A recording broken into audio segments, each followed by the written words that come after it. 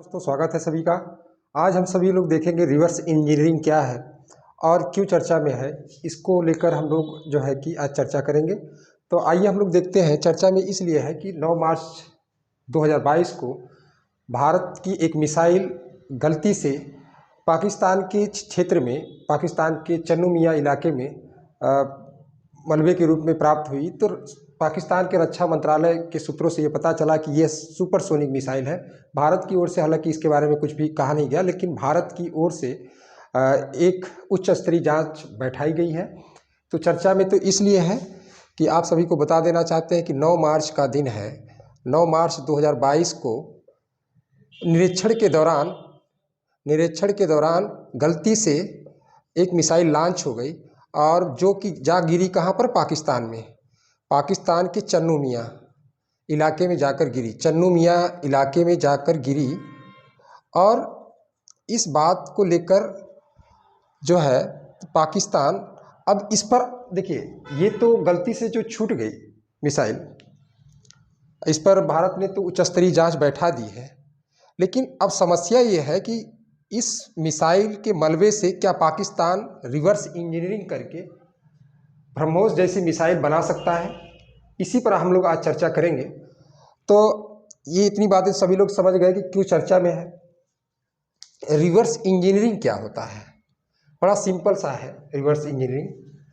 देखिए, एक तरीका होता है, यह एक तरीका है जब मशीन के अलग अलग भाग, मतलब मशीन को अलग कर दिया जाए, अलग अलग पार्टों को अलग अलग कर दिया जाए और पार्टों को अलग अलग करके उसकी संरचना को समझ लिया जाए और फिर उसकी नकल कर ली जाए।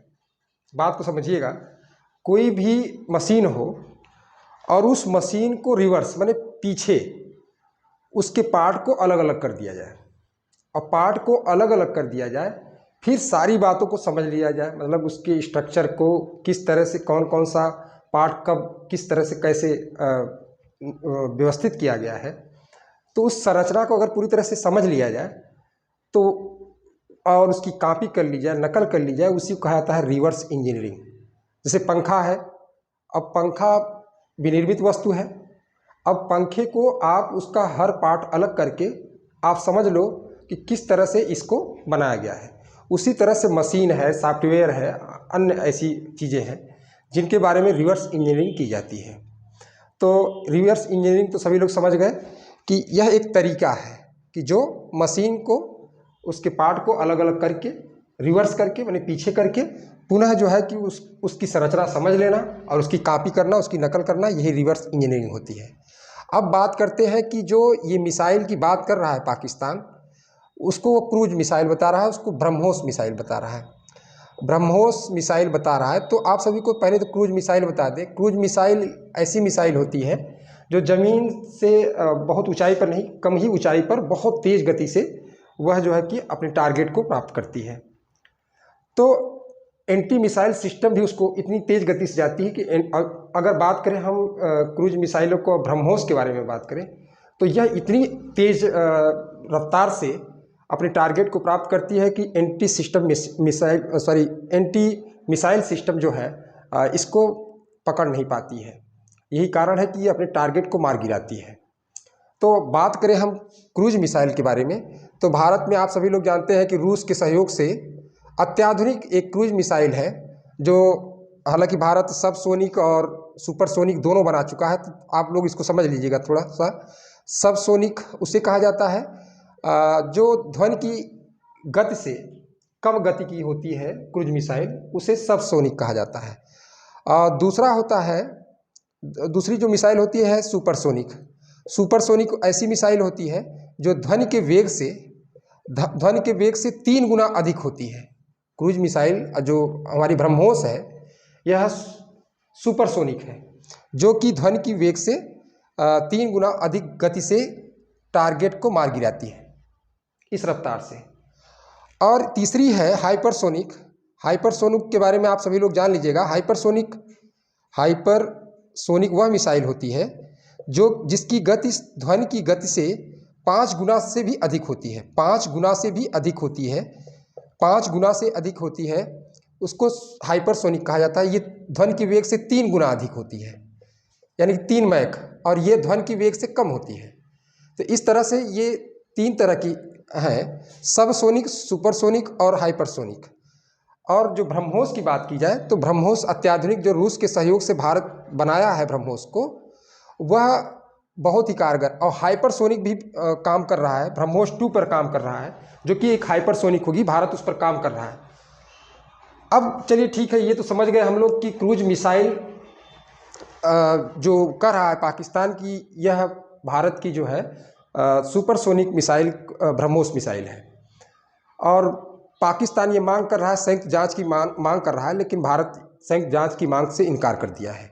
वह हाँ, उच्च स्तरीय जांच कर रहा है भारत, लेकिन संयुक्त जांच की मांग से इनकार कर दिया है। अब हम लोग बात करते हैं कि जो ये क्रूज मिसाइल है, जो जिसका मलबा पाकिस्तान के चन्नू मियां में पाकिस्तान को प्राप्त हुआ, तो क्या उस मिसाइल उस मलबे से रिवर्स इंजीनियरिंग करके क्या वह सुपरसोनिक ब्रह्मोस मिसाइल की तरह किसी अन्य मिसाइल का निर्माण कर सकता है? तो जो इसके विशेषज्ञ हैं, रक्षा मंत्रालय के विशेषज्ञ हैं और तमाम विद्वान हैं, उनका मानना है कि इस तरह से पाकिस्तान नहीं कर पाएगा।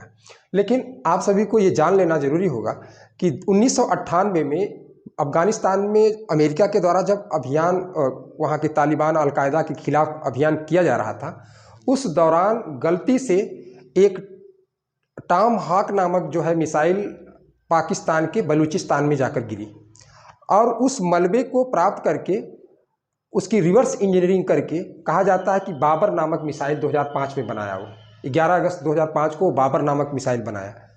अब समझिएगा कि हालांकि अमेरिका बहुत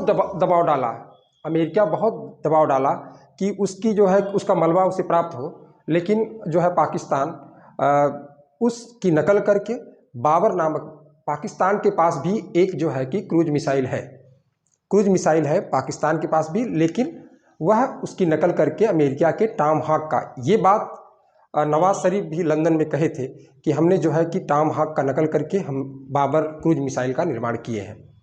पाकिस्तान के पास 2 है, एक है बाबर, एक राज है, 2 क्रूज मिसाइलें हैं। और भारत के पास रूस के सहयोग से बना बहुत ही अत्याधुनिक और बेहतर मारक वाली ब्रह्मोस मिसाइल है। अब ब्रह्मोस 2 पर काम कर रहा है भारत, जो कि हाइपरसोनिक होगी। ब्रह्मोस 2 हाइपरसोनिक होगी। अब बात करें हम लोग अंतर्राष्ट्रीय स्तर पे इस तरह की रिवर्स इंजीनियरिंग की चिंता कहाँ कहाँ पर हुई। आप सभी को बता दें, अमेरिका का इस तरह से F-35 जो है दक्षिणी चीन सागर में जाकर गिरा, और उस मलबे पर चीन की नज़र थी कि उसकी तकनीक को जान सके, लेकिन कहा जाता है कि अमेरिका जो है उस मलबे को चीन के हाथों नहीं लगने दिया। तो इस तरह से ये रिवर्स इंजीनियरिंग होती है कि नकल करके जो है बनाया जाता है। और लेकिन जो भारत की अगर ये सुपरसोनिक मिसाइल है, ब्रह्मोस है, तो बहुत से ऐसे विद्वान हैं जो कहते हैं कि इस मिसाइल को पाकिस्तान के द्वारा नहीं बनाया जा सकता। पहला तो तर्क उन्होंने ये दिया कि यह पूरी तरह से क्षतिग्रस्त हो चुकी है, और दूसरी बात यह है कि पाकिस्तान के पास इस मतलब बड़ा मुश्किल है, अगर क्षतिग्रस्त ना भी होती तो इस ब्रह्मोस मिसाइल को बनाना या इसका कॉपी करना बड़ा मुश्किल है। तो हम लोगों ने इसको सीखा ब्रह्मोस मिसाइल के बारे में। हमने कहा कि अच्छा, एक चीज़ और आप सभी को बता दें कि भारत MTCR यानी मिसाइल टेक्नोलॉजी कंट्रोल रिजिम पद्धति में, मतलब इस व्यवस्था में शामिल है, एक अनौपचारिक संगठन है 1987 में। अभी इसके बारे में हम बताते हैं। तो इतनी बातें सभी लोगों को हमें लग रहा है समझ में आ गई होगी। हम लोग आगे बढ़ते हैं। तो आगे हम लोग जब देखेंगे तो इसमें हम लोग ये देखेंगे कि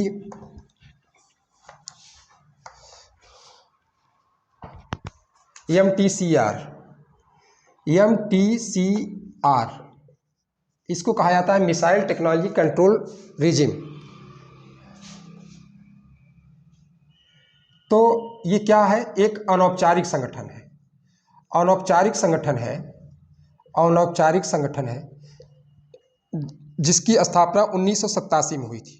अमेरिका, फ्रांस, कनाडा, जर्मनी, रूस, उसमें भारत भी इसका सदस्य है, और वर्तमान में इसमें 35 देश हैं इसके सदस्य।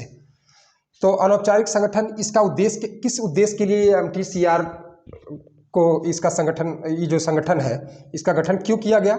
इसका मुख्य उद्देश्य है कि जो सदस्य देश हैं, इसके जो 35 सदस्य देश हैं, उन्हीं के बीच तकनीकी हस्तांतरण किया जाए और गैर सदस्यों के बीच तकनीकी हस्तांतरण न होने पाए। माने इसका सीधा सा मतलब है कि जो तकनीकी है मिसाइल बनाने का या ड्रोन बनाने का, यह किसी गैर सदस्य को प्राप्त न हो पाए।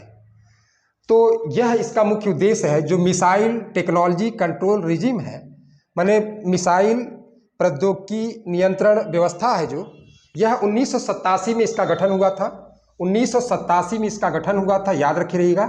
और यह एक अनौपचारिक संगठन है और भारत भी इसका एक सदस्य है। हालांकि इटली बहुत विरोध किया था इसका, इटली विरोध किया था, लेकिन बाद में कहा जाता है कि भारत इसका सदस्य बन गया और न्यूक्लियर सप्लायर ग्रुप्स और जो है कि मतलब NSG का सदस्य बनने का मार्ग उसका जो है कि आसान हो गया है और इससे भारत का कद भी ऊंचा हुआ है। तमाम बातें हैं। हालांकि पाकिस्तान इस संगठन का हिस्सा नहीं है, इस संगठन का हिस्सा नहीं पाकिस्तान। तो यहाँ पर आप सभी लोग इसको भी समझ गए।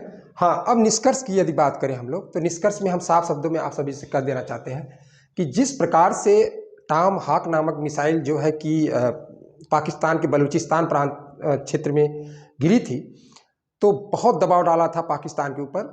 जिस तरह से आप सभी को अभी बताया हम कि दक्षिणी चीन सागर में जो है F-35 का मलबा जो गिरा और उस पर कब्जा कर लिया, जो है कि अमेरिका और चीन के हाथों नहीं लगने दिया, उसी तरह से भारत को भी दबाव डालना चाहिए था पाकिस्तान के ऊपर कि वह अपने मलबे को प्राप्त कर ले। हालांकि ये विशेषज्ञों का कहना है कि पाकिस्तान उसका नकल नहीं कर सकता है, वो रिवर्स इंजीनियरिंग नहीं कर सकता है, फिर भी पाकिस्तान के ऊपर दबाव डालना चाहिए था। और इस तरह से हम लोगों ने इसको समझा। अगर आप सभी को अच्छा लगा हो तो ज़रूर जो है कि अधिक से अधिक शेयर करिएगा और कमेंट बॉक्स में हम आप सभी के कमेंट का, अगर कुछ भी नहीं ऐसा समझ में आता है तो आप लोग कमेंट करके कमेंट बॉक्स में भेज सकते हैं। जय हिंद, जय भारत।